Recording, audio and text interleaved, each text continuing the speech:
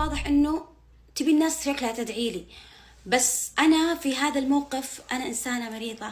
يعني انا ما ادري عن نفسي يوم طحت، انا ما اذكر اللي صار. يعني انا يوم شفت المقطع جلست اصيح انه انا صار لي كذا. فيا ليتك ما صورتي، لانه الانسان اذا كان هذا الشخص مريض كيف تصورينه؟ هذا الشخص مريض، ترى انا ضايقه من اليوم بس ما تكلمت. يعني شوفي يدي، كيف تصورين شخص مريض؟ ليه؟ والله العظيم انا مره وجعني قلبي، بس يوم شفت الناس تدعي لي فرحت. قلت يمكن 40 شخص يدعي لي تقبل ربي، يعني يقبل ربي دعوته وافتك من هالمرض اللي مره ذبحني، هلكني. يعني أنا يا اهلي. أعربت مشهورة سناب شات زهور سعود الدسري عن غضبها الشديد بسبب تصويرها أثناء تعرضها لنوبة صرع في الشارع، مؤكدة أن هذا الأمر غير لائق ولا يجوز تصوير شخص مريض في حالة تعبه وانهياره.